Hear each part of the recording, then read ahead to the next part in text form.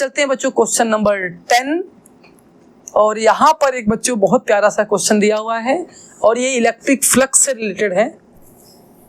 तो पहले मैं इलेक्ट्रिक फ्लक्स के बारे में आपको समझा दे रहा हूँ कि लेट्स सपोज मेरे पास एक नॉन यूनिफॉर्म इलेक्ट्रिक फील्ड है। ये बच्चों आपको समझना बहुत ज़रूरी है कि अगर मेरे पास एक नॉन यूनिफॉर्म इलेक्ट्रिक फील्ड है, लेट्स सपोज ऐसा कुछ है, ये नॉन यूनिफॉर्म इलेक्ट्रिक फील्ड है, ठीक है। और हमने यहाँ पे बच्चों एक लेट्स सपोज स्क्वायर प्लेट ले लिया, ऐसा कुछ, ये इमेजिन कर लिया है कि स्क्वायर रीजन। तो अगर मैं पूछूं ये स्क्वायर है या जो भी है बच्चों, इसका मान लो एरिया जो है वो ए है। अगर मैं पूछूं कि बताइए इस सरफेस से लिंक्ड इलेक्ट्रिक फ्लक्स कितना होगा, अगर इसका एरिया ए है, तो बच्चों इलेक्ट्रिक फ्लक्स का फॉर्मूला होता है, याद रखना, electric field into area vector. Sir कौन सा इलेक्ट्रिक फील्ड? यहाँ तो sir electric field non uniform है बच्चों, वो इलेक्ट्रिक फील्ड जो स्क्वायर के हर एक पॉइंट पे है। अगर इलेक्ट्रिक फील्ड स्क्वायर के हर एक पॉइंट पे बच्चों सेम है तो आप ये सिंपली फॉर्मूला अप्लाई कर दीजिए, आपका आंसर आ जाएगा। सर अगर स्क्वायर के हर एक पॉइंट पर इलेक्ट्रिक फील्ड सेम नहीं है तो क्या करेंगे? तो बच्चों ये फॉर्मूला अप्लाई करेंगे, integration of E dot D A. इस बात को समझना बच्चों, इलेक्ट्रिक फ्लक्स का दो फॉर्मूला होता है, एक तो ये होगा। सर ये कब अप्लाई करेंगे? जब गिवन सरफेस के हर एक पॉइंट पर इलेक्ट्रिक फील्ड का मैग्नीट्यूड सेम होगा तब। सर ये वाला फॉर्मूला कब अप्लाई करेंगे? सेकंड वाला, जब अगर इसके हर एक पॉइंट पे इलेक्ट्रिक फील्ड की वैल्यू सेम नहीं होता तो हम सर सेकंड फॉर्मूला अपना यूज करते, ठीक है। बट ओवरऑल इलेक्ट्रिक फ्लक्स का फॉर्मूला यही होता है। आप इसको थोड़ा एक्सप्लेन भी कर सकते हो। फॉर एग्जांपल अगर मैं इसको एक्सप्लेन करूं तो फाई की वैल्यू क्या हो जाएगा? E A cos theta. E is the electric field at all point of this area A, and theta is the angle between electric field and area vector। इस बात को समझना। यहाँ पर भी इसको आप एक्सपेंड कर सकते हो कि सर फाई की वैल्यू हो सकता है E da cos theta। E is the electric field, D is the small element of the area, and theta is the angle between electric field and area vector। और ठीक है, तो ये हो सकता है। अब आते हैं बच्चों अपने क्वेश्चन पे कि हमारा क्वेश्चन कह क्या रहा है। अगर आप ध्यान से देखो तो क्वेश्चन बच्चों मेरे प्यारे ये कह रहा है कि यहाँ पे कह रहा है कि स्क्वायर है और जिसका साइड है ए, और वो लाइज कर रहा है एक्स वाई प्लेन पर at X equal to A, at Z equal to A. इस बात को समझो कि एक स्क्वायर शीट है जिसका साइड है आपका ए और ये लाई कर रहा है parallel to the X Y plane at X equal to Z. तो पहले तो ये आपको बनाना पड़ेगा। उसके बाद क्या कह रहा है कि the electric field in the region is E equal to vector equal to C Z square K cap. मतलब जो इलेक्ट्रिक फील्ड है मेरे प्यारे बच्चों वो के कैप मीन्स जे प्लस जेड की डायरेक्शन में है। तो क्वेश्चन कह रहा है कि electric flux through the sheet कितना होगा। तो बिना फिगर बनाए तो मैं इस क्वेश्चन को बताना नहीं सही समझता। आप कर सकते हो बिना फिगर बनाए ही, बट मैं चाहता हूं कि बच्चों पहले इसका फिगर मैं बना दूं फिर इसको करो। एक सेकंड, मैं इसको एक बार फिर से चूज कर लूं। ओके, तो मैं इसका पहले बच्चों फिगर बना देता हूं। सबको पता है एक्स वाई जेड एक्सिस, तो इसमें मुझे कुछ भी नया नहीं है। और आपको कोऑर्डिनेट एक्सिस के बारे में तो आई होप पता ही होगा, एक्स वाई जेड एक्सिस क्या होता है। तो मैं वही बना रहा हूं कि ये रहा आपका वाई एक्सिस, ये रहा आपका एक्स एक्सिस, ये रहा आपका जेड एक्सिस, ऐसा कुछ। ये आपका एक्स है, ये आपका वाई है, ये आपका जेड है, ठीक है। तो ये रहा बच्चों आपका ये जो प्लेन है आपका, ध्यान समझना, ये जो प्लेन है आपका ये एक्स वाई प्लेन है, ठीक है।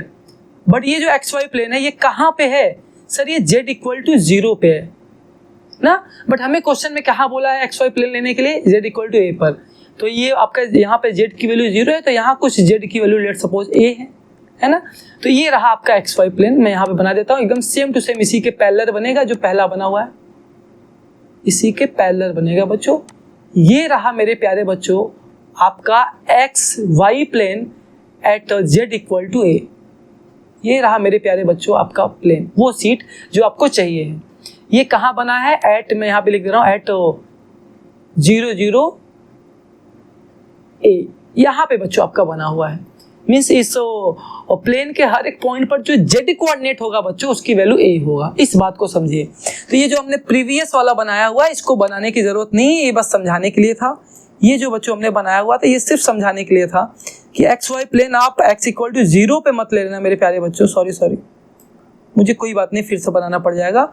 ये आपको लेना है मेरे प्यारे बच्चों x इक्वल टू a पर, ठीक है ना, ये आपको लेना है x इक्वल टू a पर। तो मैं यहाँ पे बना दे रहा हूँ, रीड्रॉ कर दे रहा हूँ, कोई प्रॉब्लम नहीं है। तो आपको एक्स वाई प्लेन बनाना है बच्चों, x equal to z equal to a पर, ऐसा कुछ, ठीक है, ये z इक्वल टू a पर है। तो हमें क्या करना है भाई, इलेक्ट्रिक फील्ड की value find out, electric flux find out करना है। एक बार बच्चों चेक करो कि क्या जो इलेक्ट्रिक फील्ड का फॉर्मूला है वो कितना है, CZ² k कैप, इस बात को समझना। तो मुझे तो electric flux link through this surface निकालना है ना बच्चों, इस सरफेस से लिंक्ड इलेक्ट्रिक फ्लक्स निकालना है। तो मुझे बताइए इस सरफेस के हर एक पॉइंट पर Z की वैल्यू कितनी होगी, सर A होगा, क्या ये समझ पा रहे हो? इस सरफेस के हर एक पॉइंट पर जो Z की वैल्यू होगा बच्चों वो A होगा। तो इस सरफेस के हर एक पॉइंट पे जो इलेक्ट्रिक फील्ड होगा बच्चों, इलेक्ट्रिक फील्ड होगा वो कितना आ जाएगा बच्चों बताओ, Z की वैल्यू सर A है तो A² k कैप। क्या ये बात आपको समझ में आया कि इस सरफेस के हर एक पॉइंट पर Z की वैल्यू A है, तो इलेक्ट्रिक फील्ड कितना आएगा, इलेक्ट्रिक फील्ड का सर फॉर्मूला तो ये था अकॉर्डिंग टू आवर क्वेश्चन। तो Z की वैल्यू पुट करो भाई, कितना है A, तो सर ये आ जाएगा इलेक्ट्रिक फील्ड। एरिया के बारे में बात करें तो बताओ भाई एरिया वेक्टर कितना है, सर लेंथ आपको गिवन है A, B भी आपको A है, तो एरिया हो जाएगा A²। सर डायरेक्शन क्या होगा, देखो भाई XY प्लेन में है तो जो डायरेक्शन होगा वो Z की डायरेक्शन में आएगा, मीन्स k कैप आएगा। तो बच्चों यहाँ पे वेक्टर E भी मिल गया, वेक्टर A भी मिल गया।